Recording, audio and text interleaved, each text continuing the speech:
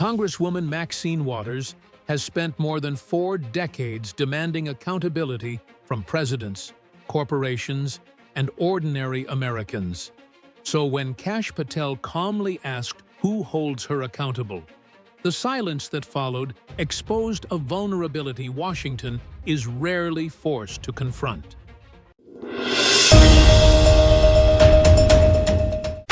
That question did not accuse Maxine Waters of a crime, nor did it raise its voice.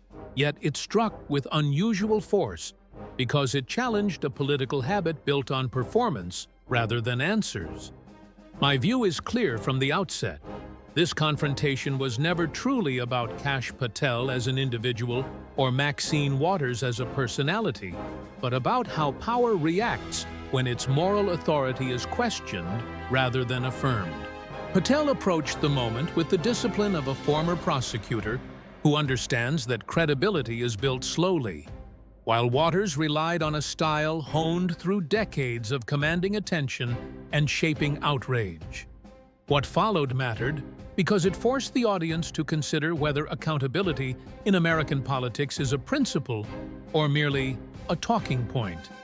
Hours earlier, Maxine Waters entered the hearing room with the confidence of someone who had controlled similar settings countless times before.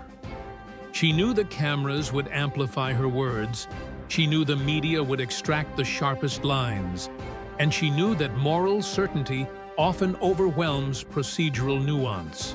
For years, Maxine Waters has framed herself as a guardian against institutional abuse, positioning her voice as necessary resistance rather than political calculation.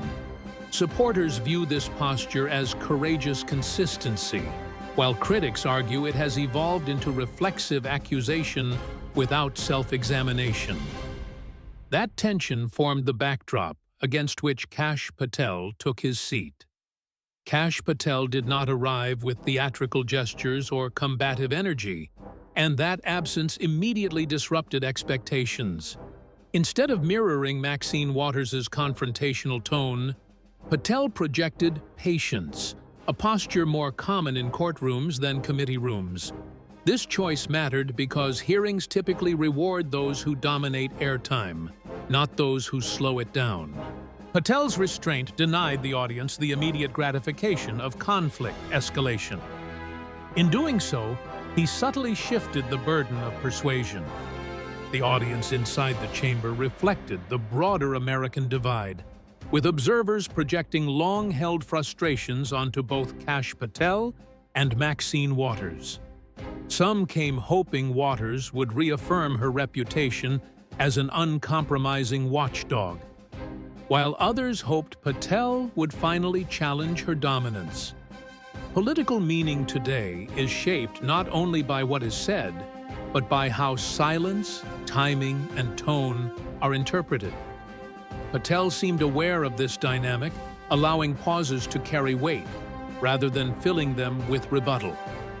Waters, accustomed to setting tempo, faced an environment that no longer moved on command. When Maxine Waters spoke, she relied on familiar framing, invoking threats to democracy, and casting Kash Patel as a symbol rather than an actor. For her supporters, this language reinforced a long-standing narrative of vigilance against institutional backsliding. For critics, it sounded rehearsed, a repetition of arguments delivered without new evidence or specificity. Patel did not interrupt, and that choice amplified the effect of her rhetoric without validating it. Silence, in this context, functioned less as passivity and more as exposure. When Patel responded, he did not attempt to match Maxine Waters' moral intensity, which unsettled the expected rhythm of confrontation. Rather than defending himself aggressively, he acknowledged the importance of accountability as a shared standard rather than a partisan weapon. This rhetorical shift removed the comfort of binary opposition, forcing listeners to think beyond allegiance. For Waters, whose authority often rests on moral clarity, this reframing created unfamiliar terrain. For Patel, it established a position rooted in institutional consistency rather than emotional appeal.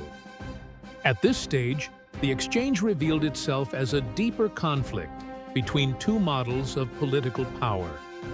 Maxine Waters represents a tradition of oversight built on urgency, repetition, and moral framing.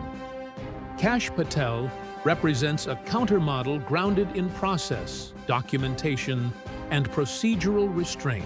Neither approach is inherently illegitimate, but each carries risks when applied without balance. The clash forced the audience to confront those trade-offs. The question of accountability emerged as the central unresolved issue. Maxine Waters has demanded accountability from nearly every institution she has confronted, often framing those demands as acts of justice. Critics argue that accountability loses meaning when it is never applied inward, especially when controversies involving one's own conduct are dismissed as political attacks. Patel's framing did not declare guilt, but it challenged asymmetry, which can be more destabilizing than accusation. Asking who enforces standards unsettles systems built on selective scrutiny. Audience reaction shifted subtly as the exchange unfolded. Applause softened, murmurs replaced cheers, and attention sharpened. Viewers were no longer reacting instinctively, but evaluating posture and consistency. This shift marked a move from performance to examination. In American politics, examination is far more threatening than outrage. My assessment is that this opening phase mattered precisely because it resisted resolution. There was no viral knockout moment, no instant hero or villain. Instead, there was discomfort, and discomfort invites reflection. Kash Patel did not dismantle Maxine Waters' authority, nor did Waters neutralize Patel's credibility. What changed was the assumption that some figures exist beyond scrutiny. This is why the opening question resonates beyond its phrasing. It does not accuse, but it destabilizes, which is far more dangerous to entrenched power. As the confrontation continues, the focus shifts from tone to consequence, from rhetoric to record. Whether accountability emerges or dissolves into spectacle remains uncertain. And that uncertainty is exactly where the real story begins. As the exchange continued, the initial shock of Kash Patel's restraint began to reshape how Maxine Waters' authority was perceived in real time. What had once felt like unquestioned dominance now faced an unfamiliar condition: the absence of resistance that could be easily dismissed or overpowered. Waters attempted to regain narrative control by returning to themes she has relied on for decades, emphasizing urgency, moral clarity, and the language of democratic threat.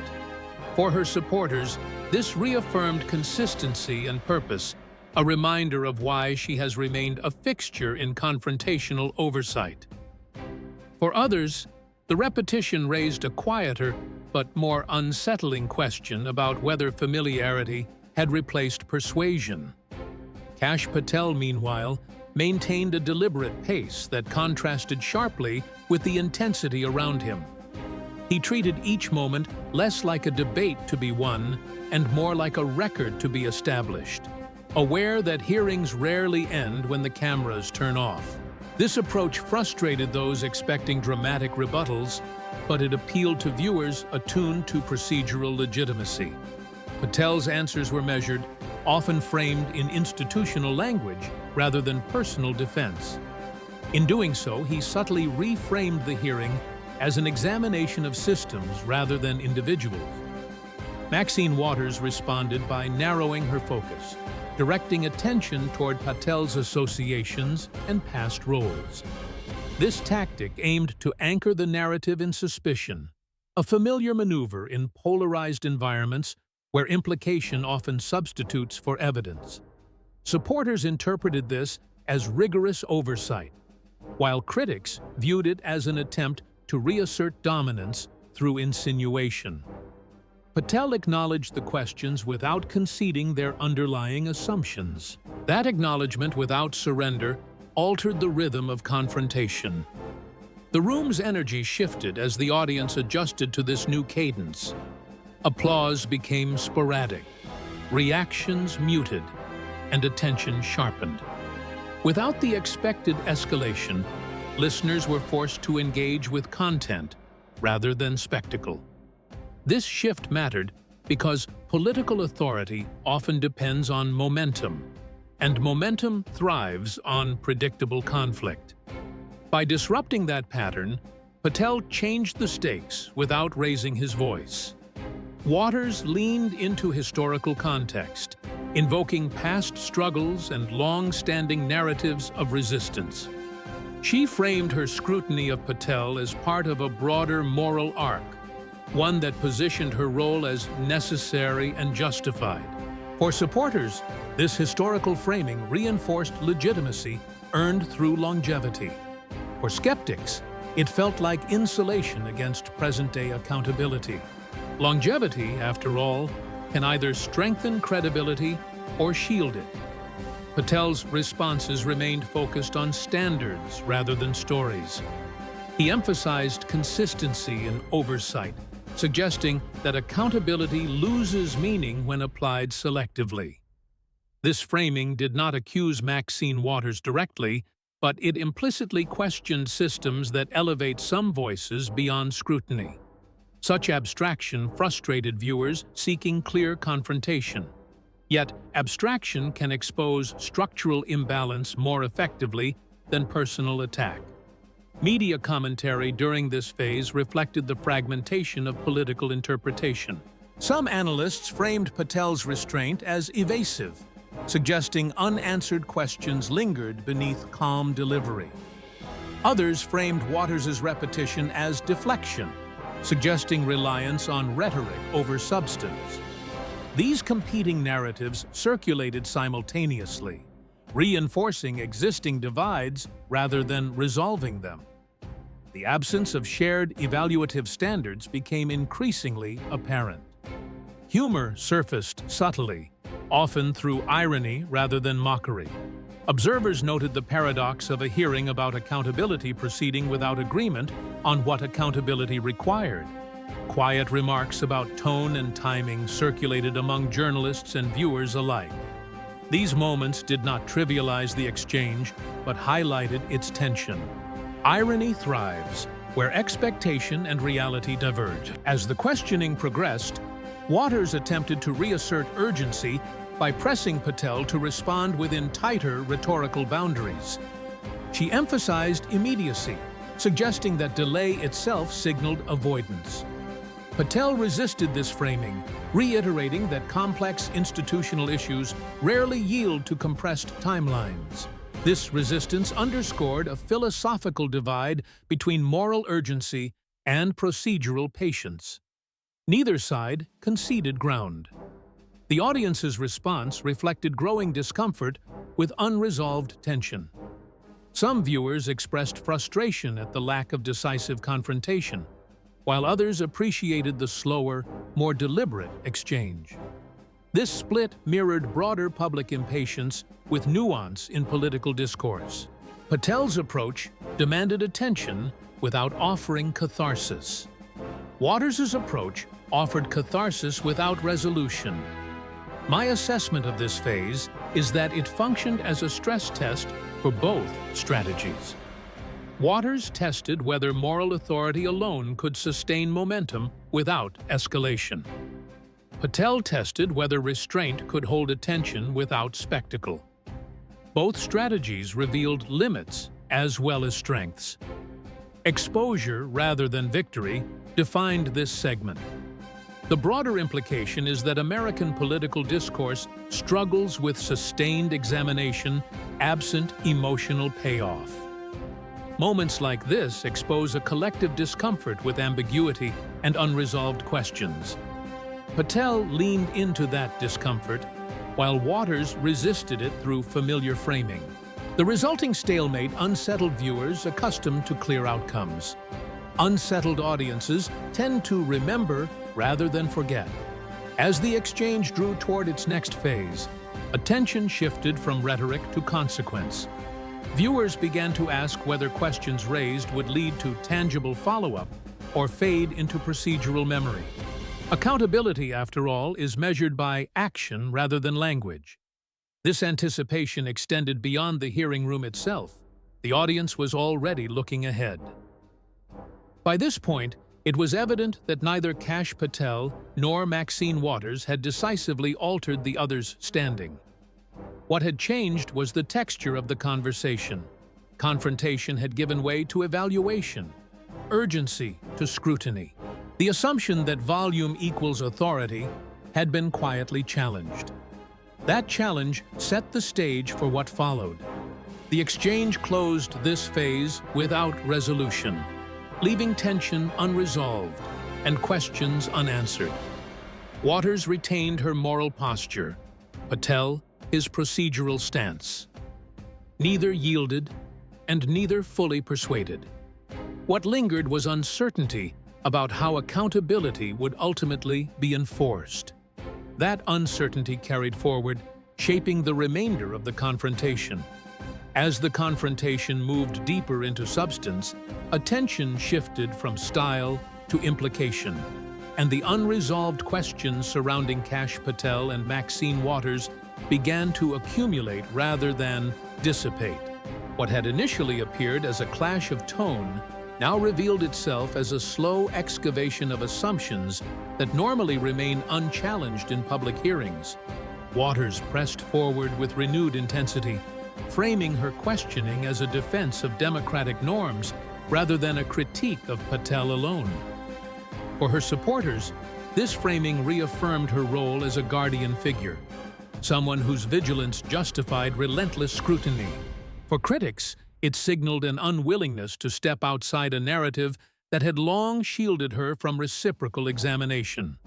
Kash Patel responded by grounding his answers in documented procedure, repeatedly returning to the idea that institutions must operate under consistent rules regardless of political pressure.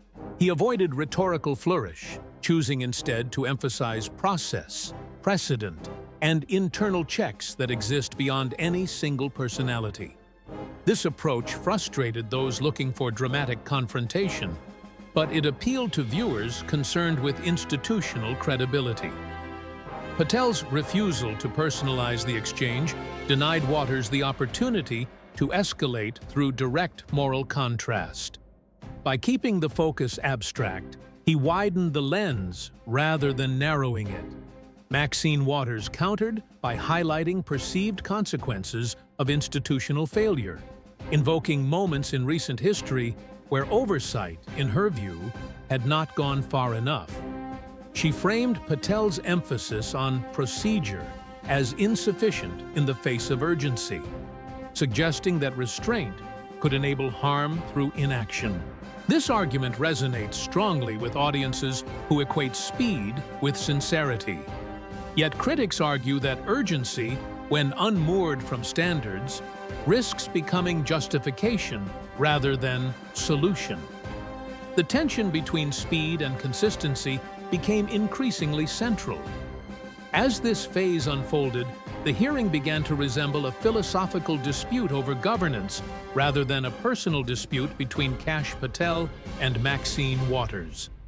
Waters represented a belief that moral clarity demands immediate response, even if procedures are strained in the process. Patel represented a belief that procedures themselves are the safeguard against arbitrary power, even when outcomes feel unsatisfying. Neither position could fully discredit the other without conceding something essential. This mutual constraint prevented resolution. Observers noted that the room felt quieter, not because interest had waned, but because attention had sharpened. The absence of spectacle forced listeners to parse language carefully, weighing implication rather than reacting to volume.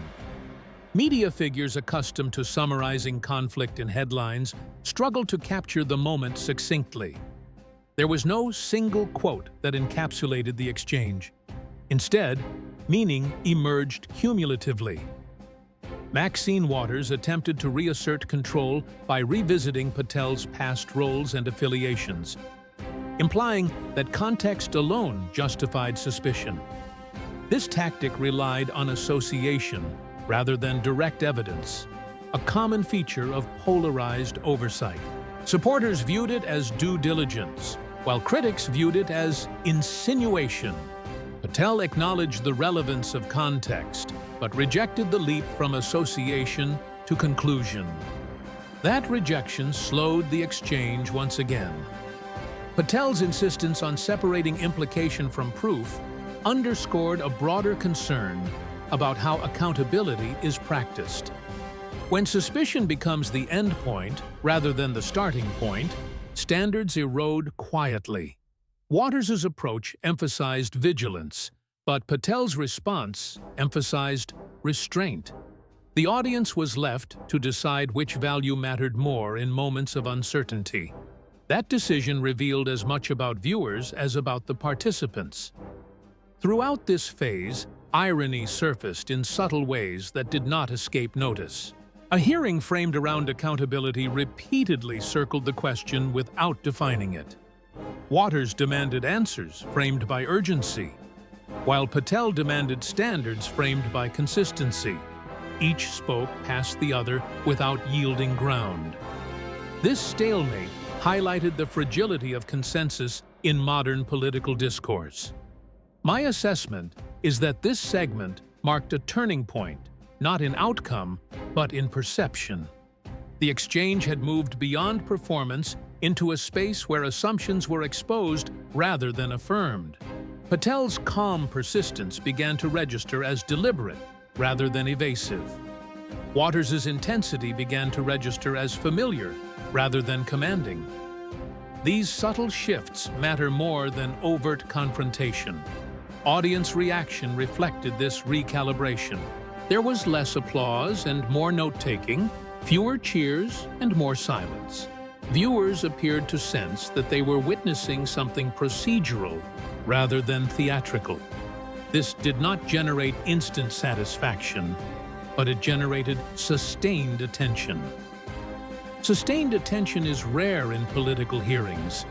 As the exchange continued, the implications extended beyond the individuals involved. If accountability depends on urgency alone, then power belongs to those who can amplify outrage. If accountability depends on procedure alone, then power risks becoming insulated from moral demand. The hearing offered no resolution to this dilemma. Instead, it exposed the cost of choosing one extreme over the other. By this point, it was clear that neither Kash Patel nor Maxine Waters intended to retreat from their respective frameworks. Waters remained committed to moral confrontation as a tool of oversight. Patel remained committed to procedural consistency as a defense against politicization. Both positions appealed to different instincts within the American public. Neither fully satisfied the other. This phase closed with a sense of unresolved gravity rather than climax. The questions raised lingered without clear answers, and that lingering felt intentional. Patel had succeeded in slowing the exchange to a pace that resisted simplification. Waters had succeeded in keeping moral urgency at the forefront, despite that resistance. The collision of these approaches ensured that the conversation would not end when the gavel fell. What carried forward was not a verdict, but a challenge. A challenge to how accountability is defined, enforced, and limited within democratic institutions. Kash Patel and Maxine Waters had each revealed the strengths and vulnerabilities of their methods. The audience was left to wrestle with those revelations. And that wrestling, uncomfortable as it may be, became the most consequential outcome of this phase. As the hearing entered its later stages, the focus subtly but decisively shifted from what Kash Patel and Maxine Waters were saying to what their exchange implied for the broader political ecosystem. The absence of resolution began to feel less like a procedural inconvenience and more like a mirror reflecting how accountability often dissolves once attention moves elsewhere. Waters continued to frame her scrutiny as an extension of moral duty, insisting that vigilance must remain aggressive to prevent institutional decay. Patel continued to emphasize that unchecked aggression can itself become a form of institutional decay when standards erode quietly. This tension exposed a deeper anxiety about whether American oversight mechanisms are designed to clarify truth or merely perform concern. Media coverage during this phase amplified that anxiety rather than resolving it. Some outlets focused on tone, portraying Maxine Waters as unrelenting and Kash Patel as evasive, while others inverted that framing entirely. The fragmentation of interpretation revealed how political meaning is now filtered less by shared facts and more by pre-existing allegiance. Viewers did not merely watch the hearing, they watched coverage of the hearing, commentary on that coverage, and reactions to the commentary. Accountability in this environment competes with narrative velocity rather than evidence. Waters appeared keenly aware of this media ecosystem and leaned into language that would travel well beyond the room. Her phrasing was designed to resonate in short clips, reinforcing a sense of urgency that thrives in digital circulation. Supporters interpreted this as strategic necessity in a hostile media environment. Critics interpreted it as confirmation that performance had overtaken substance. Patel, by contrast, seemed almost indifferent to immediate amplification. Patel's refusal to generate viral moments frustrated commentators accustomed to spectacle. He spoke as though the primary audience was not the public, but the institutional record itself. This posture suggested a belief that legitimacy accrues over time rather than instantaneously. For viewers accustomed to immediacy, this approach felt distant. For others, it felt like a rare acknowledgement that governance extends beyond the news cycle. As this phase unfolded, the implications widened beyond the individuals at the table. If accountability relies on public outrage to function, then it becomes hostage to attention economics. If accountability relies solely on internal procedure, then it risks becoming invisible to the public it claims to serve. The hearing offered no synthesis of these approaches. Instead, it demonstrated their collision. Maxine Waters pressed Patel on perceived consequences, suggesting that procedural caution could enable harm by delaying action. This argument resonates deeply in a political culture shaped by crisis narratives. Patel countered implicitly by emphasizing that action divorced from standards invites abuse. The audience was left to weigh immediacy against restraint without guidance. That weighing process exposed ideological fault lines that transcend party affiliation. Observers noted that the room's atmosphere had grown heavier, not louder. There were fewer interruptions and less overt signaling from the audience. The exchange demanded sustained attention rather than reactive applause. Such moments rarely trend, but they linger. Lingering moments often influence how institutions are remembered. Waters' supporters argued that her persistence demonstrated commitment to justice, even in the face of resistance. Patel's supporters argued that his calm demonstrated respect for institutional integrity under pressure. Both interpretations coexist without resolution. Neither side could claim decisive validation. This equilibrium unsettled those accustomed to clear victories. The broader public response reflected this unease. Comment sections and social media feeds filled with debates about tone rather than substance. Some criticized Patel for not engaging emotionally, while others criticized Waters for relying too heavily on emotion. The conversation itself became a referendum on how politics should sound, rather than what it should accomplish. This shift revealed how deeply performance has penetrated political evaluation. My assessment of this phase is that it illuminated the cost of polarized accountability. When scrutiny is perceived as partisan, it loses credibility among those outside the coalition deploying it. When restraint is perceived as avoidance, it loses credibility among those demanding urgency. The hearing did not resolve these perceptions, it exposed them. As the exchange moved toward its conclusion, anticipation grew around whether any concrete follow-up would emerge. Would questions raised translate into action, or would they dissolve once cameras disengaged? This anticipation underscored a fundamental problem in modern oversight. Accountability is often measured by spectacle rather than outcome. Outcomes, when they occur quietly, struggle to compete. Patel's posture suggested skepticism toward spectacle-driven accountability. Waters's posture suggested skepticism toward quiet institutionalism. Both positions reflect legitimate concerns shaped by experience. Neither offered a complete solution. The audience was left with a sense of unfinished business. The hearing's later moments lacked drama, but they carried weight. There were no raised voices, no dramatic exits, no viral confrontations. Instead, there was a procedural closing that felt anticlimactic. Anticlimax, however, can be revealing. It exposes how much expectation has shaped perception. By this stage, it was evident that the true impact of the exchange would not be immediate. It would surface later in how the hearing is remembered, cited, or quietly ignored.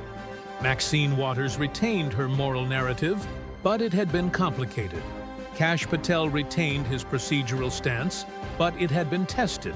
Both emerged intact, but neither emerged unchallenged. This phase underscored a sobering reality about political accountability in the contemporary United States. It is often more effective at generating heat than light. Moments of genuine examination are rare and uncomfortable. When they occur, they resist simplification. Resistance to simplification is both their strength and their vulnerability. As the room emptied and attention shifted elsewhere, the questions raised remained unresolved. That unresolved quality is not a failure of the exchange, but a reflection of the system it inhabits. Accountability, when practiced selectively or performatively, leaves residue rather than resolution. The residue lingers in public memory as doubt, and doubt, once introduced, is difficult to erase. As the hearing reached its final moments, the absence of a dramatic resolution became the most revealing outcome of all. There was no decisive confrontation, no rhetorical collapse, and no clear victor to satisfy partisan expectation. Instead, Kash Patel and Maxine Waters exited the exchange having exposed the limits of their respective approaches without surrendering them. That unresolved ending frustrated audiences conditioned to consume politics as narrative rather than process. Yet, it was precisely this frustration that gave the moment its lasting significance. Maxine Waters left the room maintaining her moral posture, having reaffirmed the language and urgency that have defined her public career. She did not concede ground, nor did she soften her framing of oversight as an ethical imperative rather than a procedural exercise. For her supporters, this consistency signaled strength and integrity in the face of resistance.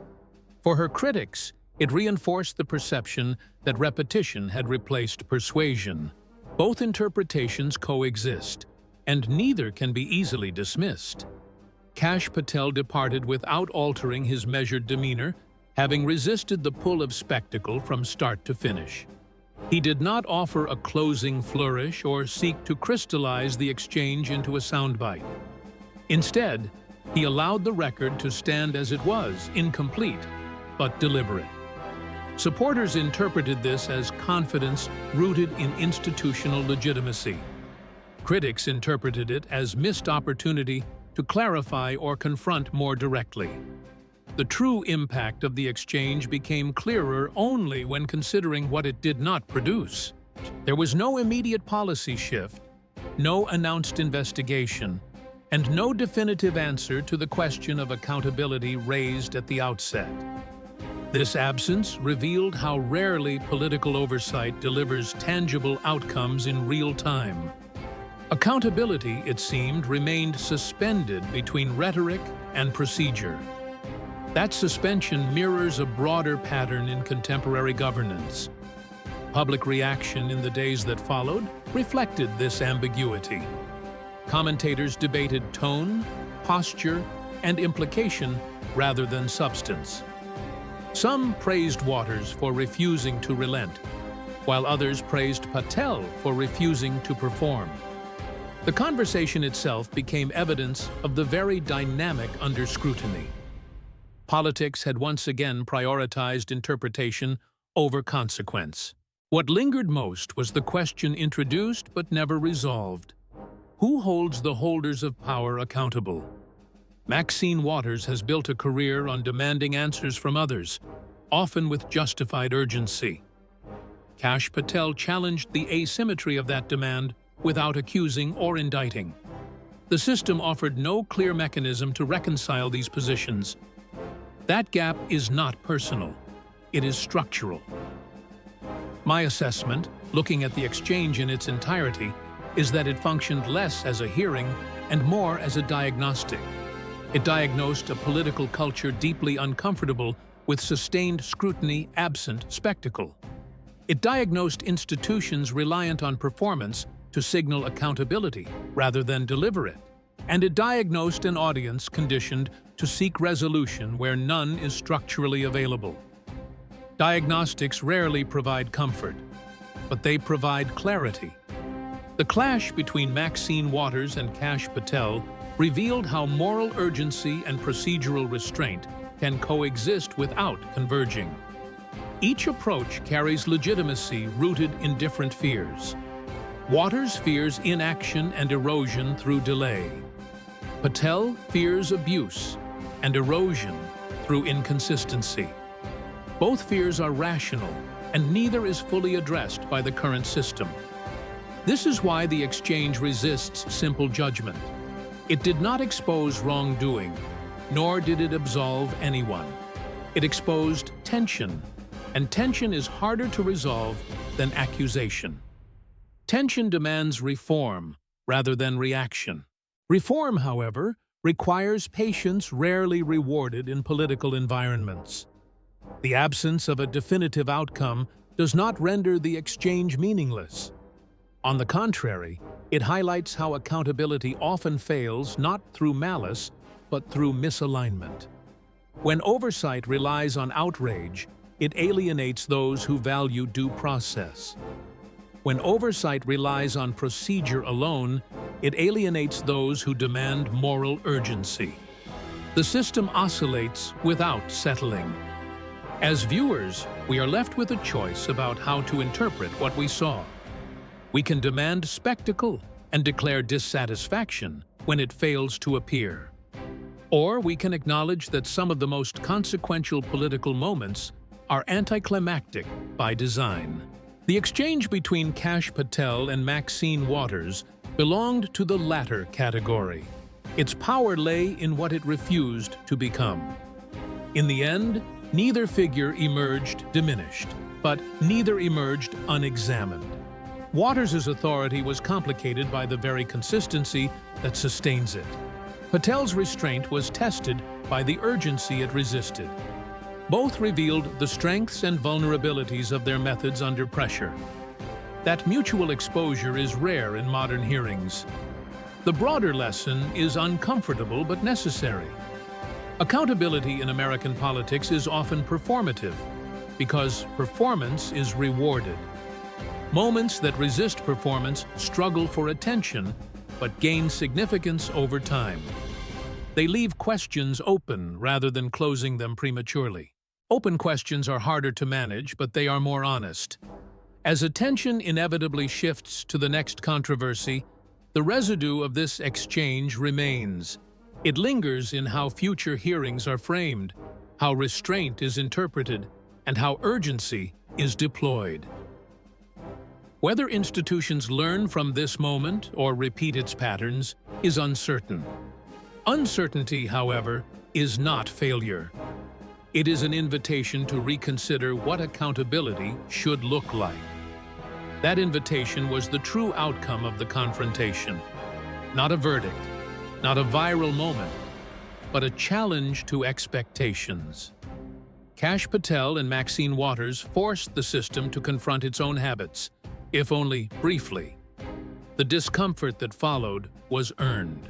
And in a political culture addicted to resolution, discomfort may be the most honest ending of all.